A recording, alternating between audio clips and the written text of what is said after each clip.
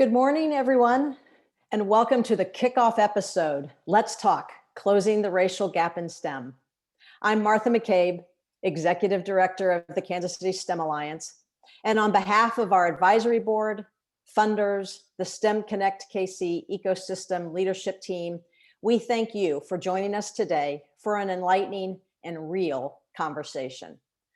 Our team at the KC STEM Alliance has been on a journey involving executive leadership training and staff development to better understand systemic racism, implicit bias that creates education and economic inequities impacting the students and families right here in Kansas City, and what our role can be to support those doing this work and to become even stronger partners and allies. During this 5-part series, you will hear from a variety of partners and voices deep in this work. We are playing the long game right now alongside each of those partners and you. But the urgency is palpable. And in order to make changes now and with fidelity, our leadership made the decision to bring onto our team a diversity, equity, and inclusion specialist starting full-time in July. Some of you may know our team member, Christina Chandler. Chrissy is a teacher, a computer scientist, and an IT professional, and also serves as our program delivery partner for First Lego League. Her passion for education and inspiring young people to explore and engage in STEM has been an incredible gift to our work. We look forward to her leadership as the STEM Alliance embraces even more initiatives to ensure that all young people have the opportunity to explore the world of STEM. I am delighted to introduce to you today, Christina Chandler. Thank you, Martha, so much for the kind words. Good morning, everyone. I am so excited to take the lead in this work. Making sure that all students have access to rich and rigorous STEM opportunities has been a passion of mine for so many years. Well, now I have the opportunity to turn that passion into action. With the KC STEM Alliance team, we will work to ensure that equitable strategies are in place to make sure that all students are prepared for our future STEM workforce.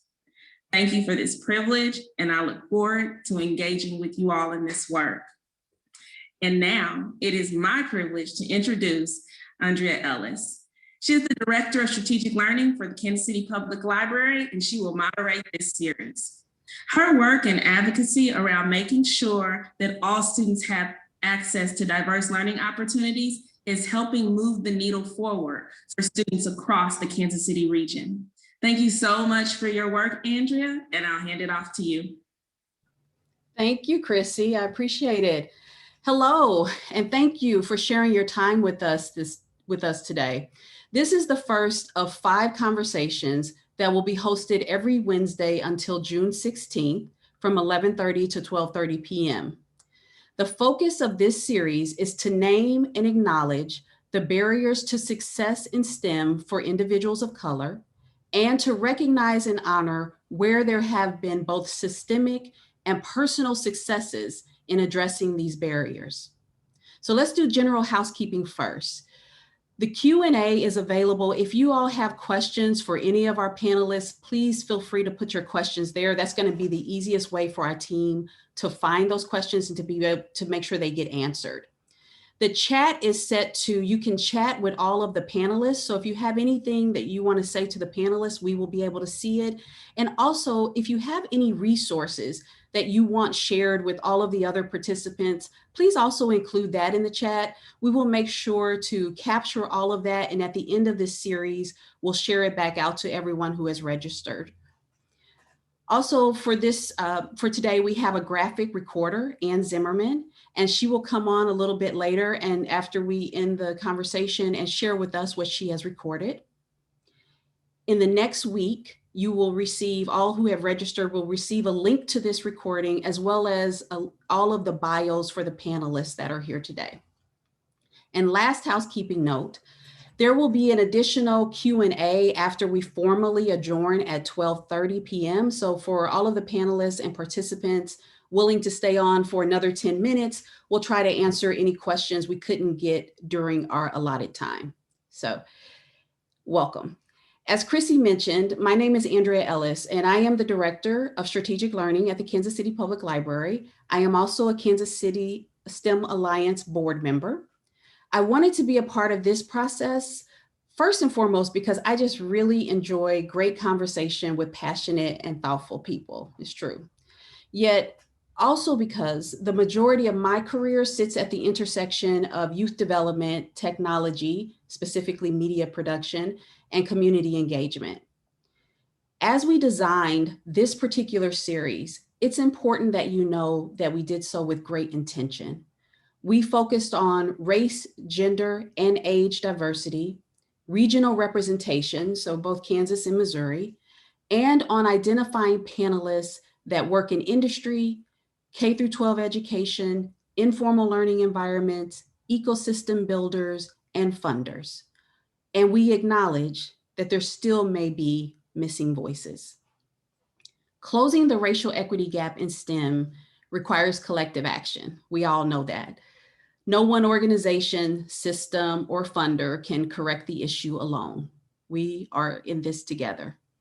As Martin Luther King Jr. said in his letter from Birmingham jail, in a real sense, all life is interrelated. All men, and I'm going to assume we're going to broaden that to everyone, are caught in an inescapable network of mutuality, tied in a single garment of destiny. Whatever affects one directly affects all indirectly. And of course, he said a lot more than that, but I'll leave that to you. Now I'd like to invite you all into this conversation, but challenge you to not let it just be a conversation, just be talk, but rather a fact-finding, idea learning, thought expansion exercise. What one nugget, because you only need one, can you take away from this hour that supports your work in this collective journey? Let's begin with a keynote from Natalie Lewis. Natalie is an MIT-trained chemical engineer, educator, former Kansas City Public School board member, former Kansas City Public School District board member, and an education warrior. Natalie, take it away. Thank you so much, Andrea. I'm so excited to be here, and I am just going to jump right in because there's a lot of work to be done, as we know, and it's all going to start with the courage that KC STEM Alliance has had to even put us in a position to have this series of conversation. So I am going to jump right in. I am going to, first of all, would like to just set the stage. And what I mean by that, because we're having conversations, as Andrea said, and conversations to explore the ways that our region is moving to close the racial gap in STEM. These conversations may lead to answers to your questions, identify gender and barrier identify gaps and barriers, explore what's working and why, explore what's not working and why, and also help us to consider solutions and next steps. But when you look at this slide, the most important word on this slide is that this organization has had the courage to make sure we're looking specifically at the racial gap. So we're going to have conversations about closing the racial gaps. And this may mean also having conversations about race, racism, systemic injustice, white privilege, racial identities, implicit bias, white supremacists, anti-racism, distribution of wealth, and all the other things that may come up in this conversation. When I was asked what should the title of my opening keynote be, the only thing that I kept thinking, consider what I just shared, was that quitting is not an option. And that's because when we have difficult conversations, we have to be honest with ourselves when we think about what typically causes us or others to quit listening, engaging, growing, collaborating, showing up, and sometimes funding. And really our conversations that we will have, if we're courageous enough and transparent enough, it's going to require that we not quit doing any of these things. So I'm suggesting that here may be a few helpful agreements that we consider as we embark on having these difficult conversations. Just lean into the discomfort, stay engaged, be committed to do so, seek diverse perspectives, accept non-closure, listen without defending, attempt to listen without judging, certainly will need to extend grace, commit to doing the work, and most importantly, put and keep race on the table as we have these conversations. Now, having done that, I just want to throw in just my 2 cents on this, and I consider myself really a thought catalyst. So I'm just going to talk about some what ifs. But before I do that, one of my, and I would almost call it a pet peeve or frustrations when I am involved in solving huge social issues at a collaborative level, is that we often start identifying solutions without a clear understanding and agreement of the problem we showed up to solve. Einstein said that if he had 60 minutes to solve a problem, he would spend 55 of those minutes thinking about the problem and then 5 minutes about the solution. So as we embarked on these next 5 series of conversations, I encourage us to spend the amount of time we need thinking about the problem, understanding the problem, and agreeing on the problem. So STEM really is a workforce development crisis. That's why the initiative started. And I would say that we really thought that the problem was leaks in the educational pipeline. And because of that, we went ahead and created programs, some that were very successful and different solutions. But what we realized after looking back over years of effort and intention, that it only closed the gap for some. So because of that, we found ourselves now having to peel back the layers a little bit more and have conversations like these specifically about what it will take to close the racial gap. I really found this from a co-founder of Race and Equity, and you may have heard it. It says, if you live near a lake and one day saw one fish floating belly up dead, it would make sense to dissect that fish and see what it died from. But if you woke up one morning and half the fish in the lake were floating belly up dead, it's really time to look at the lake. And that's my soft way of saying, what if there is no leaky pipeline? The system isn't broken, it was built this way. What if closing the racial gap for STEM meant we must dismantle white supremacy? What if there's no leaky pipeline and closing the racial gap for STEM is gonna get a little personal? We're gonna have to explore our roles in this broken system, even if we had the best intentions. We'll have to explore implicit bias. We'll have to explore privilege, more specifically white privilege.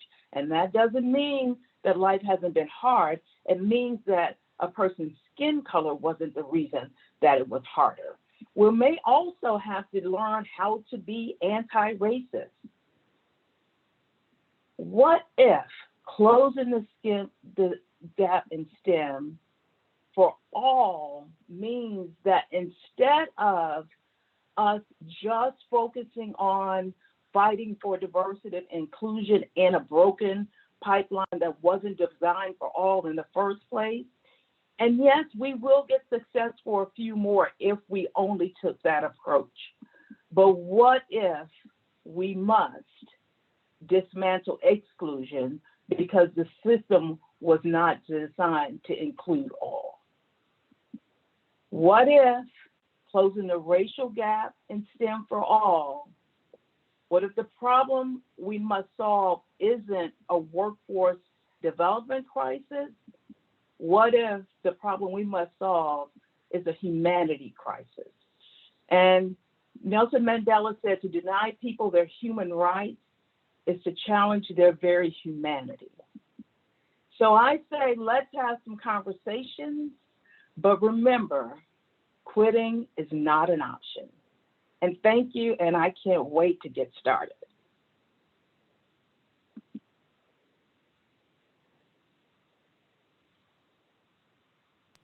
Natalie, thank you. That was fantastic. Not a workforce development problem, but rather a humanity crisis. I love it. So I think if you don't mind staying on the panel, we would love to have you stay with the group. And if the rest of the panelists could turn on their cameras now, we can use Natalie's clarion call as a jumping off point and really kind of delve into some of these issues. So I'm going to just ask you all to introduce yourself briefly, if you don't mind. Tell us your affiliation, and then also, what is, if you can, in one word or one phrase, what is the thing that you think we most need to address as we talk about closing this racial gap in STEM? And I'm going to start with Dr. Andrew Williams. Hello, my name is Andrew Williams. I'm the Associate Dean for Diversity, Equity, and Inclusion at the School of Engineering for University of Kansas. I grew up in Junction City, Kansas as a first generation low-income student. And the word for me is belonging in STEM. Thank you. Raz, how about you? Raz Concepcion.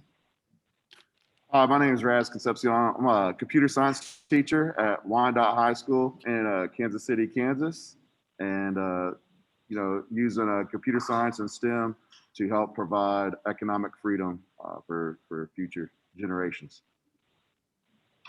Thank you, Raz. And then Grant, if you don't mind introducing yourself.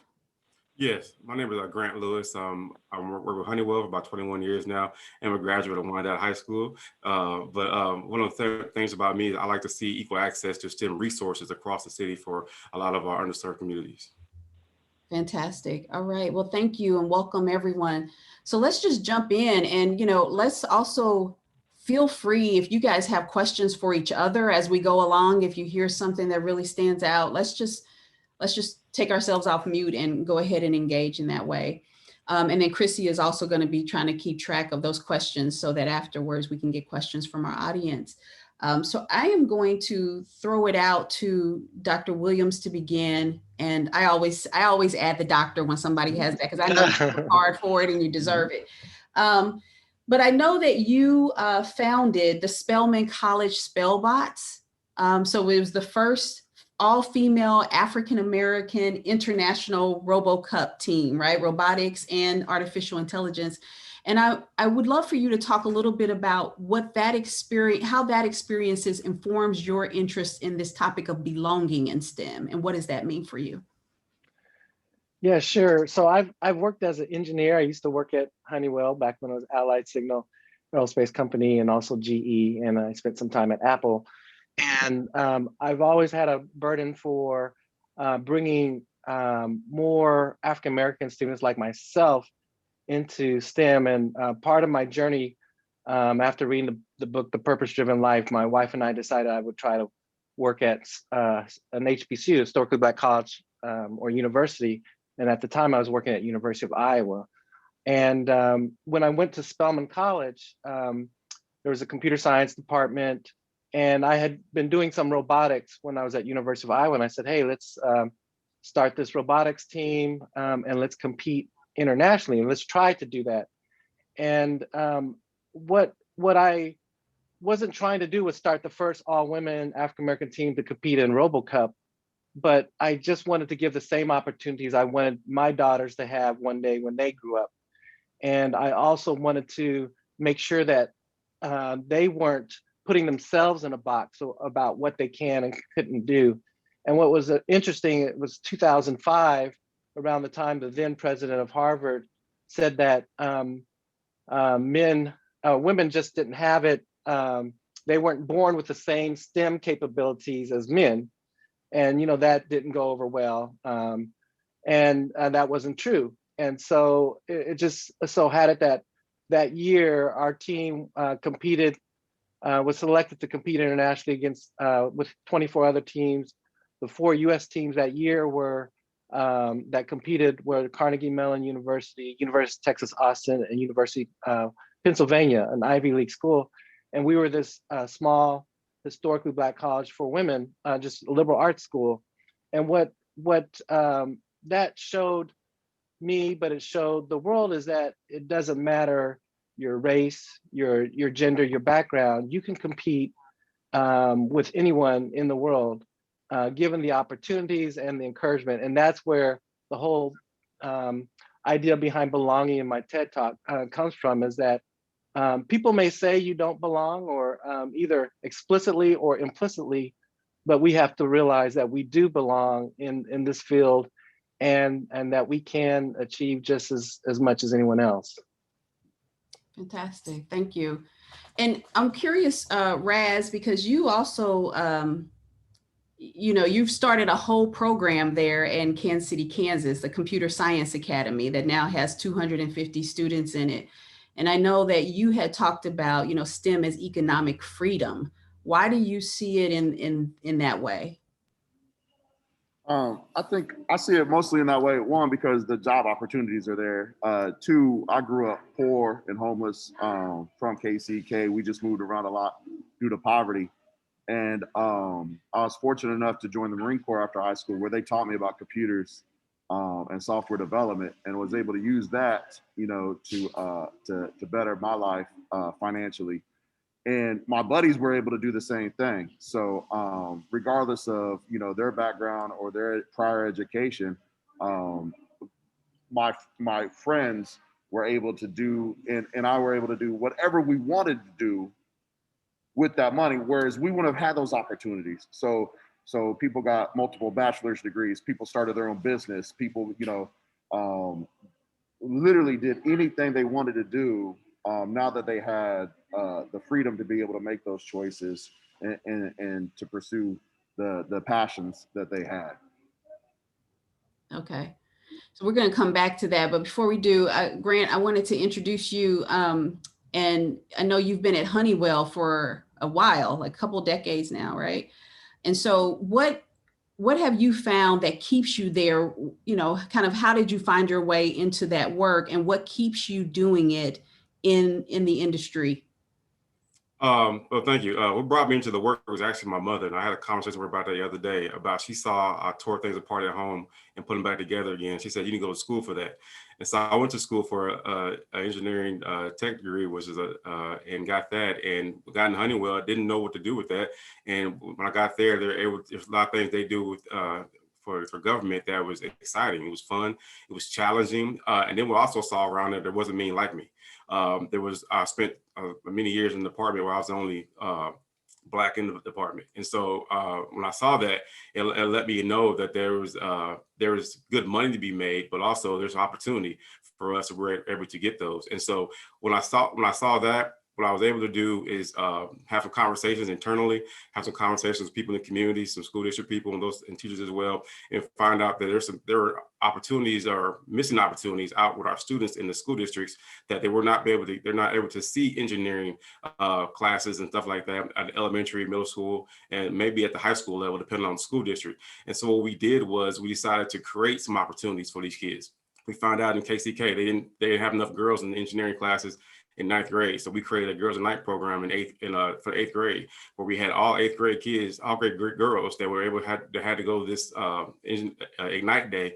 And we had it at the high school. They were going to go into attending, and then we moved to the KCK Community College, where they were then now introduced to engineering by doing hands-on projects. And those hands-on projects piqued their interest, piqued their mind, said, what is this thing called engineering?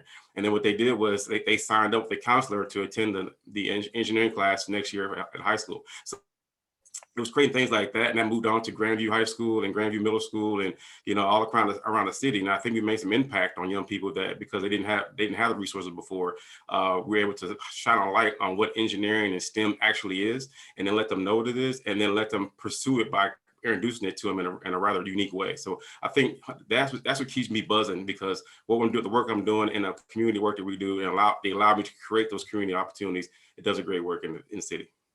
Fantastic. So we got a chance to hear from all of you all, kind of some success stories, right? Things that you all have been able to do to make inroads in this work and to specifically gear towards kids of color. But, as Natalie mentioned in her opening, the system isn't broken. There's a lot of leaking and this, but the system isn't broken. It was designed and built not necessarily to include everyone. So I'd love for any of you all to talk about your experiences in terms of, yeah, we can show you this success. We've had some success, but you know, how was it getting to that success? Where were there barriers that you had to either, you know, leap around, or what was put in place that allowed you to cross over a barrier that was put in your path? And anyone who wants to take that, I'll open it up. I guess I can start real quick. The barriers that we saw when we looked out in the city to find out who the schools or organizations or opportunities that were able to then pour into our kids of color in STEM, we didn't see them. We asked the school district, they were sent to certain people, and they didn't know. They didn't have any idea. And so we see some of the things around the city. There's a case stimuli and some other things that are going on, but there was no connection between the kids of color getting to those resources and be able to be impacted by them. And so when we saw those barriers, it then became those hard conversations of, we see a problem here. How do you allow us to fix it? We had people ready and willing that were able to go into these schools and then teach kids about engineering, talk to kids about engineering, because some of the teachers didn't know for real about engineering. We taught teachers how to do engineering projects and classes to help them understand how to better connect with the kids of color. And by doing so, it turned that switch on for these young people who now we've seen, we started about 10 years ago. Now we've seen kids go to college for these things now for engineering. We got a young lady at MU now that's her junior year in college now. We put a scholarship behind her because we went seeking to create a pipeline for minority engineers. So it was a barrier because there was nothing there, and especially in the city, where kids could see themselves and see Black teachers, see Black people that cared about them, to be able to come out and support them. And because they didn't see people of color around them, we provide those people of color. We brought Black engineers to the classrooms, 15, 20 of them, male and female, to let them see you can also do this too. Fantastic. Anybody else want to add to that? Natalie? Yeah, and I think oftentimes the barrier, sad to say, and the gatekeeper to these opportunities to even see that it's a need. I love that Dr. Williams just said he wanted for his girls just access and opportunity. It wasn't, you know, the end wasn't the project or the opportunity. It's just feed the child, fuel the child. Grant talked about igniting something in children. Raz saw an example. So really the barrier is sometimes the gateway is somehow within the school. The teachers don't even see some kids. You look at a Central High School, I promise you, there's not a lot of thought about what's possible for these kids. My foster son was 15, came to me reading on the 3rd grade level, had just flunked algebra, but was brilliant. I call him undereducated brilliance. He was telling me about Stephen Hawking and getting flustered because he didn't have the words. So it's in them. I think the barrier is sometimes disbelief in the adults. Mm-hmm. I think the barrier is sometimes a system that has had years of failure, so these kids don't even see it as possible for themselves. I think also the barrier is that fear about that system, because what I really honestly believe, when we do what my colleagues have done for that, as Martha said, playing that long game, we won't be talking about closing the gap. The gap, in some cases, should be inverted when you really think about it. Closing means getting them here and keeping them here. Doing what my colleagues are talking about and what I imagine is equipping them, freeing them up, healing them from the harm we caused and letting them soar. Right. And we won't have to worry about gaps. Well, we worry about gaps, but it's natural because everybody's operating in their strength and passion. So what I heard both of you kind of mention is that, you know, the barriers as individuals, people, right? Adults, right? In the process, which is something that we all then can have some responsibility for, right? Because we can do our work and help contribute to this conversation. So I'm curious for Roz and Dr. Williams, who, you know, work with educators, work in that system, you know, how do you break those barriers for adults that might be putting up some walls for the students that are trying to learn these things?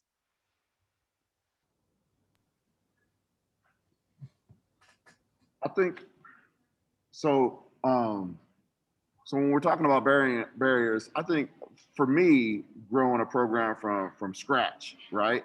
The easiest thing for me to do was to get kids excited about the opportunities. So it's awareness, right? So the kids don't even know this stuff is available. And now this being the third year doing computer science here at Wyandotte High School, I still had a junior come up to me this year, and she said, "How come nobody knows about this stuff?" And so it still needs time and processes and more and more and more excitement to build up the kids getting excited and knowing about these opportunities, because if they don't know about them, like how could they possibly get excited about them? Right. And so what would help them know about it? We got to continue to do the work and get to the elementary schools and the middle schools and be intentional and be consistent, because it's not one person showing up one day and think we're good. It's got to be all the time. Here's what we're doing. Here's how you can do it. And we got to stop telling these kids to follow their passions. That's the worst thing you could do to tell a kid, is to follow their passion. You got to tell them to go follow this money and these opportunities, because passion doesn't lead to money and opportunities. We don't need 10,000 YouTubers out there today. We don't need them, right? We need 10,000 computer nerds. We need them. We need 10,000 engineers. We need them. You right? dropped the bomb there, Raz. But we got to stop telling them to follow their passion and start following these opportunities, because these opportunities are real, they exist, and we need to be consistent and intentional about it. Dr. Williams, Yes. it looks like you wanted to. Yeah. So one of the things so I've been back at KU the last 3.5 years, and I've been involved in different outreach when I was at University of Iowa, Spelman, Marquette University, and now at KU. But one thing I saw is they're kind of getting back to that pipeline. Sometimes there's a random program for kids at this age group, and then maybe another one at this age group. But sometimes there's no connection. So we started a program called Quest, KU Engineering, Science, and Technology, where we have Quest Middle School, Quest 9th grade, Quest 10, 11th, 12th. Then we're piloting our summer bridge, but then we have an acclimation program just before they get into engineering. Then we have a 1-year, first year experience. And so we bring, so those that are listening, if you have a group of students or a classroom, at one point we brought in, the entire 9th grade class of Schlegel High School we bused them to KU, showed them our engineering complex.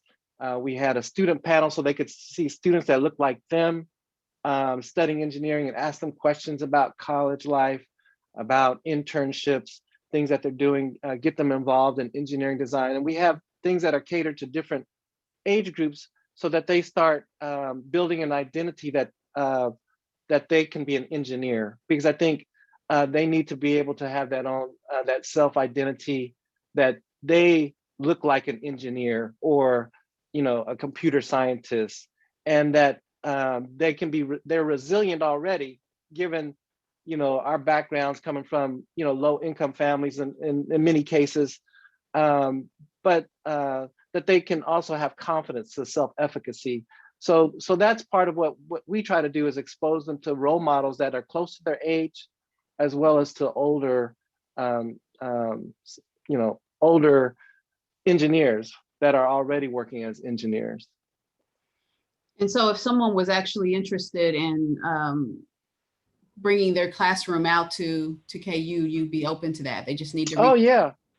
Dr. Yeah, Lewis? we have funding from a company called Halliburton to do that. And just this past year, because of COVID, it was tough.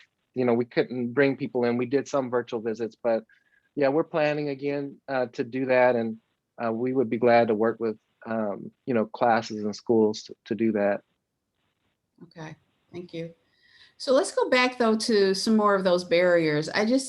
When I was doing kind of my pre-calls, I had talked to Grant a little bit about, being at Honeywell for 20 years, but also understanding that that's not true for everyone who gets into industry. And so why, if we have people who actually go through the courses and they go into industry and then they leave, what is happening that is preventing them from staying there? Why are we not retaining as many folks as we would like to?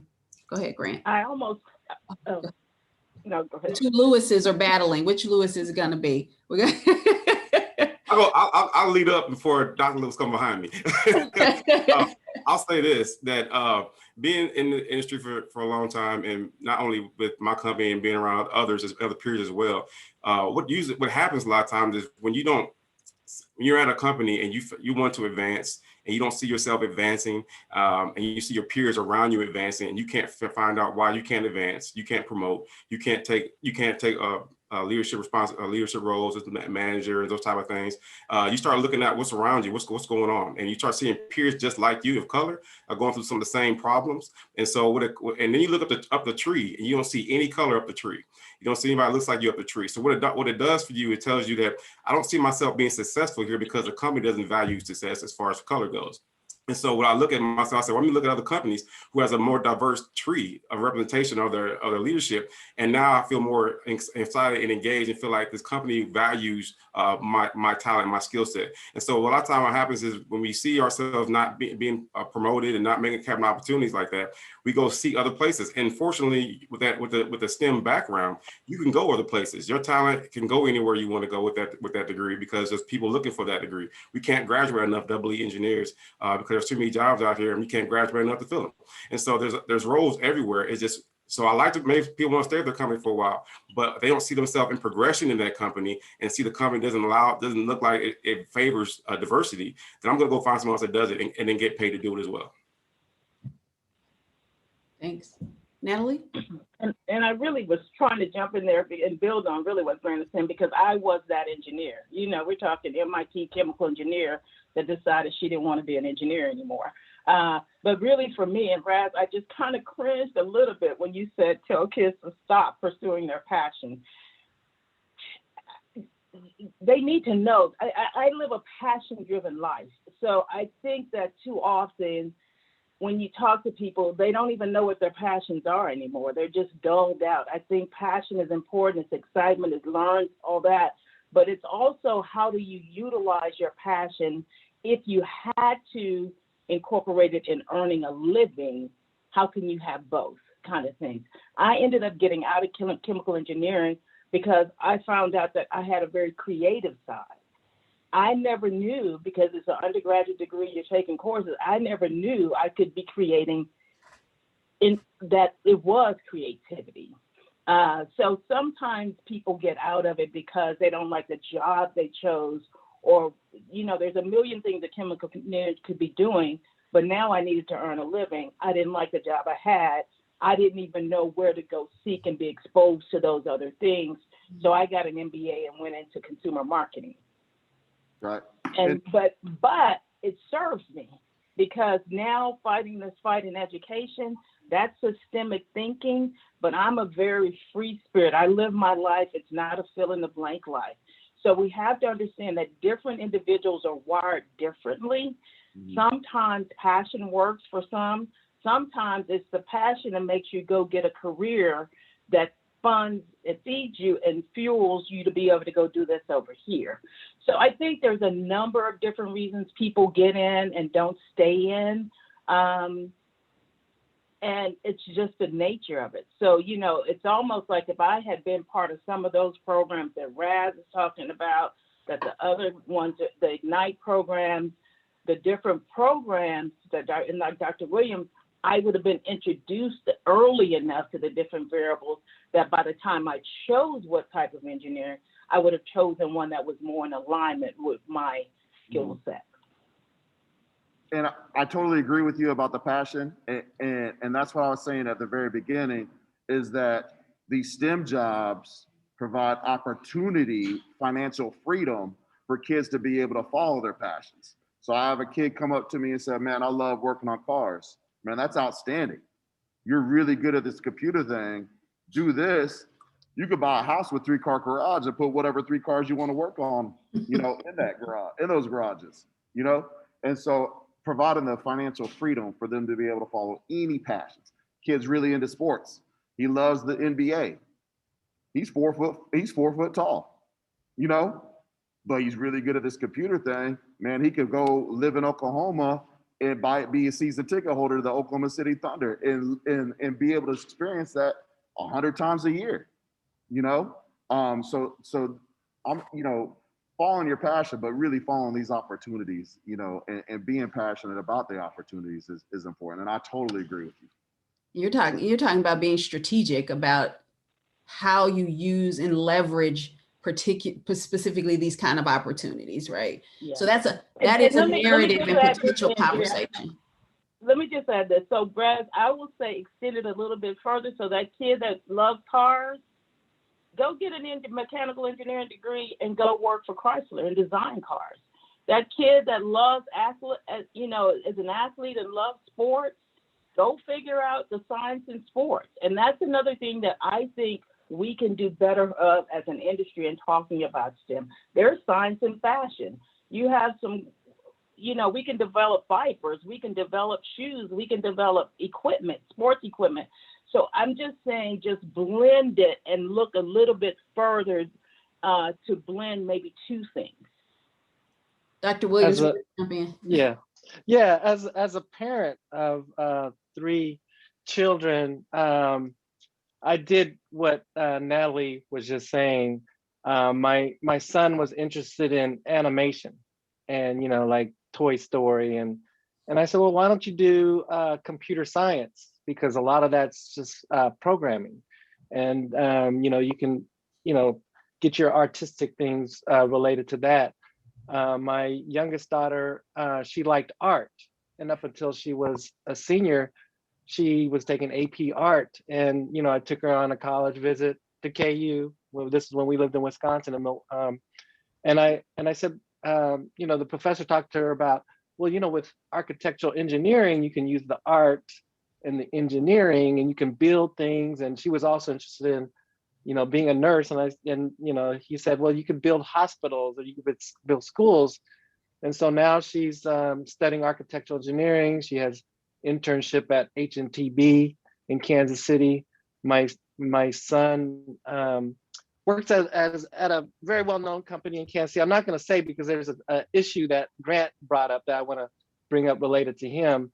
But he's has a very good job in Kansas City with his computer science degree. And then my other daughter, she just got a job. She graduated from KU in information technology and got a job with the Federal Reserve Bank in Kansas City as a software engineer. And see, I have the advantage of exposing my kids to role models. And so that's why I think it's really important to have role models and mentors, because you never know what you say to a child, how that's going to impact them. I mean, there were people that said things to me when, I was low income, my dad, African American, my mom was, Korean. And, I was born, when I was a baby, I slept in a cardboard box. And so you never know how your encouragement can help another young person. The one thing that I wanted to say related to Grant, it kind of hurt me because I see my son going through the same thing. He's starting to train the people that are going and taking on leadership. And so that's where I believe the racism, the unconscious and the conscious bias is hard for Black men in the tech industry. When I was at Spelman, we visited Google and Apple, and this is part of my TEDx talk. But I met Steve Jobs, co-founder of Apple, in the cafeteria, and told him about, where I was at and what I was doing. And he's like, can you help us hire Black engineers? Because he only knew of one Black engineer in all of Apple, and this is like around 2007.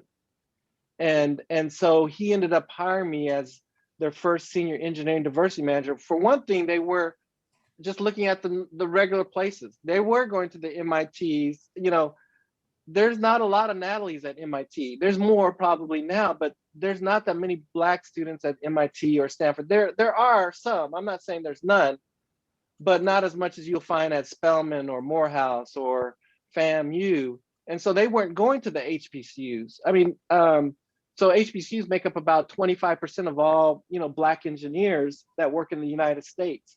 And if a company is not going there, then they're in trouble. So there's these interpersonal, barriers. There's these systemic barriers. And then we have to learn how to navigate and disrupt those barriers ourselves. I mean, one thing that I was taught at GE in the African American Forum is that there's this PI acronym.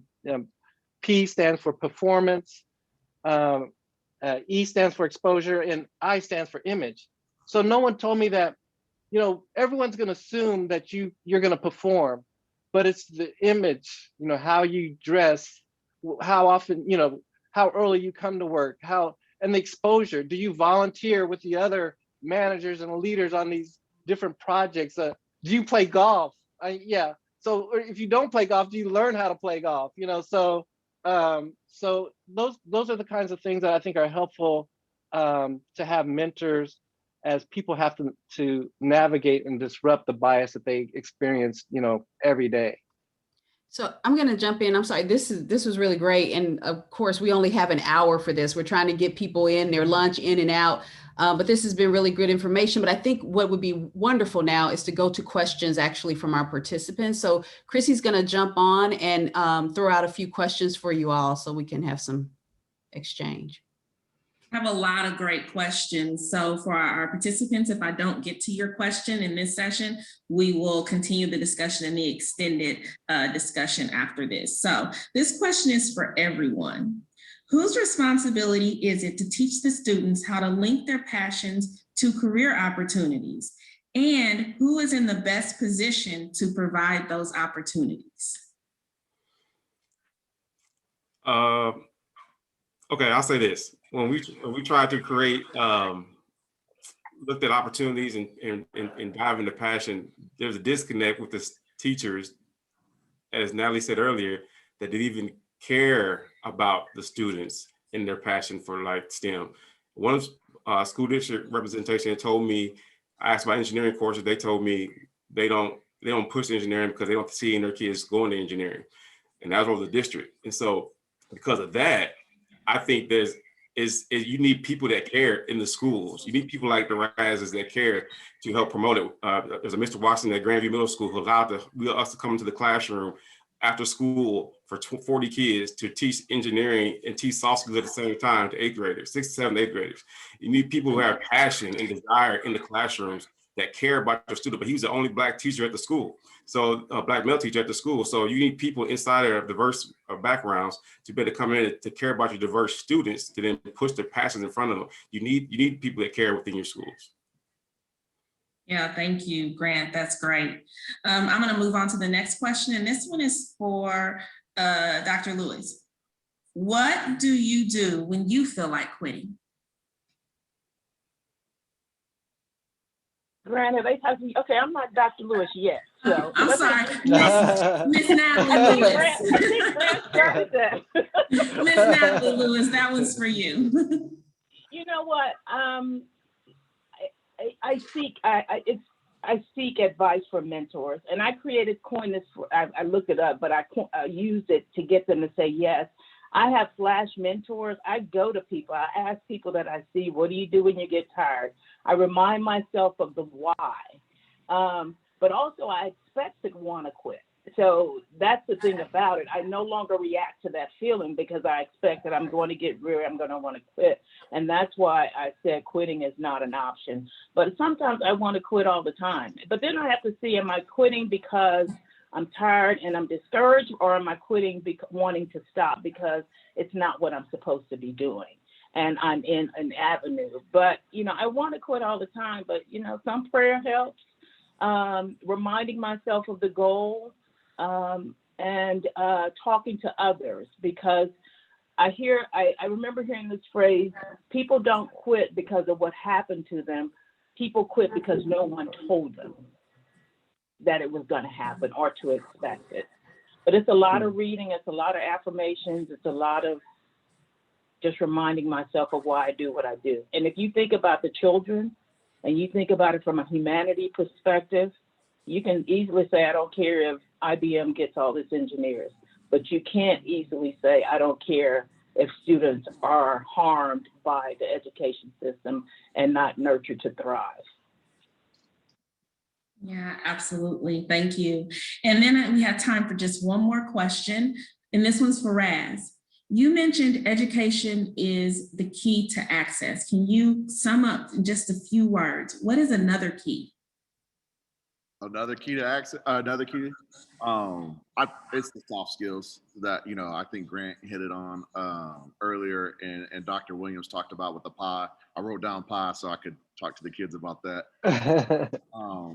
But and in my classroom, we talk about it as leadership skills when we talk about the soft skills. So, stressing the importance of being young women and young men of character, and that are going to lead the community, and that are going to lead their families, and then going to be leaders in the workforce, and started that at an early age. So those traits like dependability and integrity and enthusiasm for your work, I think are so huge and just not done enough in the public school setting, and should be done more. Awesome. Thank you, Raz. And like I said, I have a few more questions for our panelists. So if you could just hang on a few minutes at the end for our extended discussion, I'd appreciate that.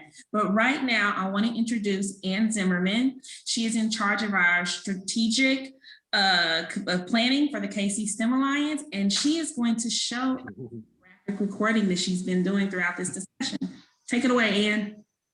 Well, thank you. And you guys were fantastic. You were a little bit too good. A little bit too fast. I was capturing as fast as I could. I still got some work to do, but I will go ahead and walk through kind of what I've already been listening to. So thank you so much to Natalie. Welcome back. Let's see, I'll start over here. Just this idea always in front of us that quitting is not an option. This is a long time project. I have these mountains in the background because these are not easy challenges to overcome. And so we have a lot of work to do up here. Andrea, I didn't get your comment in here yet, but what really stuck to me about what you said was this idea that whatever, number one, that everyone is welcome at this table in this conversation, but number two, that what affects one affects all. So I think those two, both of our moderator, our beginning speaker really set the tone for the day. And, Natalie talked about this STEM workforce gap again. It is leaking, but what is that problem? Are we focusing too small? Do we need to look bigger at what is happening in the lake? And then just this need to have courageous conversations. They're not easy conversations to have. So we have to listen. We have to listen with our hearts.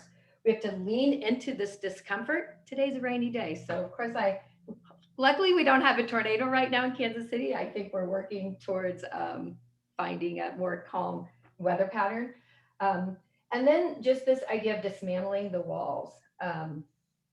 We've been separate for too long. How do we dismantle that wall so people feel like we're working together? And this is much larger than just about STEM. It's this whole issue of racism that is part of everything. But I loved this conversation. I kind of popped back over here because there was a little bit of discomfort just in this idea behind skills plus your passion can open doors to opportunity. But I think in reverse, Raz was telling us that these opportunities that you can get from STEM might also enable you to work backwards into your skills and passion. So I actually loved that very nice sort of conversation and thinking about it. And thank you for leaning into that conversation. Over here, our speakers had so much to say about this need to belong. And I loved your story, Dr. Williams, about your daughter, and then just thinking about how do we create these opportunities for young women in particular, young women of color, to feel like they can do robotics and belong. This incredible need to be able to see yourself in role models and mentors. They are the ones that can really help you develop these leadership skills. give you this access to resources. This is you, Grant, telling your mom that you built it.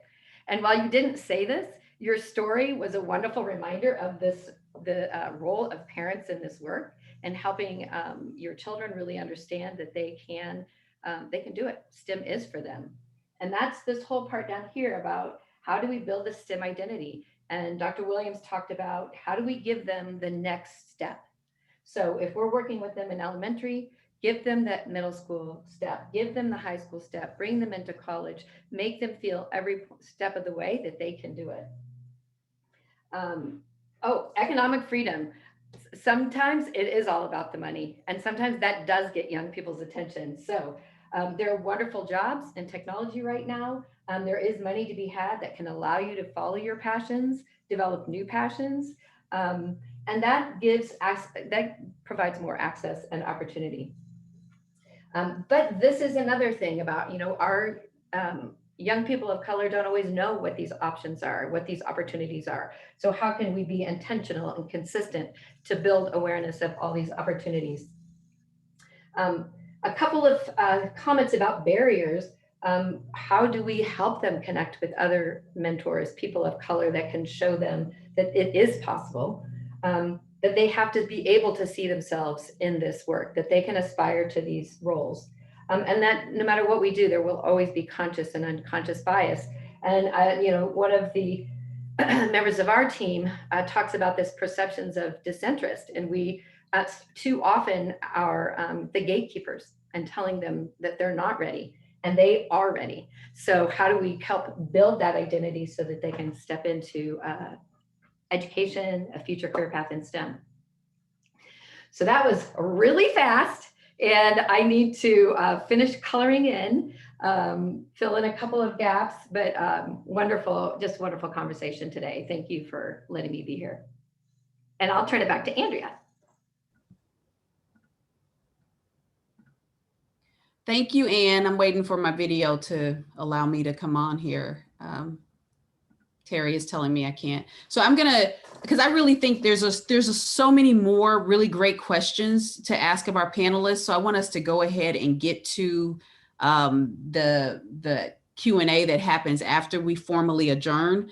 But we wanted to just make sure that we honored everyone's time and officially end at 12:30 and say thank you. And hopefully, thank you from the KC STEM Alliance. Thank you for taking the time to delve into these conversations. We are well aware that there are these conversations happening all over the city, all over the country right now, and people are feeling like, and now what, right? And so here again are more conversations. And part of it is specifically for the KC STEM Alliance to start to create a framework for how they can engage and be an active part of moving this forward, as they have a lot of, interaction and responsibilities with districts and so forth in our community. So a lot of this will be them able to take this framing and figure out, how Chrissy can help move this forward. Not Chrissy alone. There's a whole group, organization, and then community leaderships as well that are helping to move this forward. So I just wanted to say that because I feel that way too, like enough talking already, but we also have to do the work. And part of that is talking and engaging with each other. So thank you again for showing up. We hope that you will join us again for the remaining 4 sessions. Next Wednesday, the focus will be on the elementary experience, and then it will be middle school, high school, and then we will be looking into the future and really talking about direct action on our last one on June 16th. And so I am going to formally adjourn and ask that anybody that wants to stay for the final questions, and any panelists, please stay on with us, and we'll give it another 10 minutes before we wrap it up and head off. But have a wonderful rest of your week.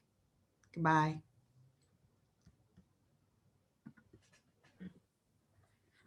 Okay, so as I said, I have a lot of great questions here. I'm just going to start, and I'm going to make sure that we are respectful of everyone's time. So we're going to keep it right at 10 minutes. So for Dr. Williams, what happened to the women on the robotics team? What path did they eventually take? Yeah, that's great that you asked. Just this past February for Black History Month, KU Engineering had sponsored let's see, what was it? Just a reunion of our Spellbots team. And so we were able to talk to the young ladies. Now some of them have families. Some started their own companies. Some moved up into their companies, doing great in technology, but still, have fond memories about the nurturing environment that we had. But what they're facing now is often being the only Black woman in the room in engineering, having their ability to lead questioned. These are students that have gone on to, get master's degrees, and, have great experience. Some that are doing, quite well, VP level positions. But yeah, I need to write a book about it, but I did write one book called Out of the Box, Building Robots, Transforming Lives. But I do need to write another one that talk more about, some of the other, I talk about the founding of the Spellbots robotics team and some of my story. But I haven't really wrote a book that talks about what they did going on, because they competed for like 10 years, different classes of them, but also the Steve Jobs thing. And one thing I'll bring up that I talk about in my TEDx talk is one of the young ladies went on to get 2 degrees, one at Spelman and one at Columbia University in New York in engineering, and she still couldn't get a job at Google or Apple. She couldn't get past the second interview. And Steve Jobs had to intervene for this African-American young lady to get a job at Apple. And it shouldn't take Steve Jobs for people to recognize her talent and her capabilities. I mean, she even won a national mobile app development contest sponsored by AT&T, that a team from Harvard and a team from Stanford had won the couple of years before. And so anyway, that's one story. They're doing great, but they're still facing, systemic bias and racism. Thank you for sharing that, Dr. Williams, and we will be looking for that book. You there now. Thank you for sharing that. Appreciate it. This is for Natalie. What if it's not a leaky pipeline? What model would you use, and could it be a system of filters? Absolutely. So, I kind of go a little too deep down the rabbit hole when I think about analogies. So when I first heard that analogy with the fish in the lake, it's like we can design apparatuses or things to help the fish that are dying survive in the toxic environment. So absolutely, we don't have to totally blow up the pipeline, and we can't because we have precious cargo in the pipeline. So I think it is necessary in this short period of time, short maybe 5 or 10 years, that we continue to do things within the pipeline to help students get in, to help students survive and navigate, and not be leaked out. But at the same time, and this is where the challenge of the what next comes in, it's much easier to just fix and work within the existing pipeline. It's a whole different level of commitment, almost a think tank. I'm obsessed with MIT Media Lab right now. I want that for social justice. I want MIT Media Lab level of brilliance, investment in failing till we get it, so that while we're doing this, we're also figuring out what the right pipeline needs to look like. Yes, thank you for that, Natalie. I have a question for Grant. How did you deal with not seeing people that looked like you in your first job, and how do you remain resilient? Man, it was one of those things where I knew, first of all, I wanted to work. I knew I wanted to have a job. I wanted to be successful. So, despite what was around me, I was gonna push forward. And plus, my dad had always been a person of seeking racial justice a lot on his job back in the day. And so he instilled in me to fight on and to fight challenges and barriers in spite of. And so I think that was inside of me, that once I got going in the company, I felt like there was a need also then to fight a challenge within the company, to say, hey, how do we do something to help others like me that are looking to get on and feel marginalized, those type of things, how we can help them be better. So I think me being by myself for a while to see and observe it all, and then fast forward some 10, 15, 20 years later, now Honeywell's giving out scholarships for kids, Black kids in high school to go to school of engineering. So, you know, we've stemmed the tide that I think we are doing some great work, but we can do more. Yeah, and Grant, that's a great lead into our next question. And this is for everyone. What is the most rewarding aspect of the work that you do? And anyone can take that one. I'll go first. It's just, it's that relief that I know this is what I'm called to do. Anytime I try to navigate away from it, there's not a peace about it. So that I'm called to do it. I believe that children deserve better than what we're giving them. And it's up to us to do our part. So it fuels me, it calms my spirit. It's what I'm here to do, so I love it. Well, I'll take another answer on that one. Raz, did you have something? Yeah, I think the best part is not seeing the kids.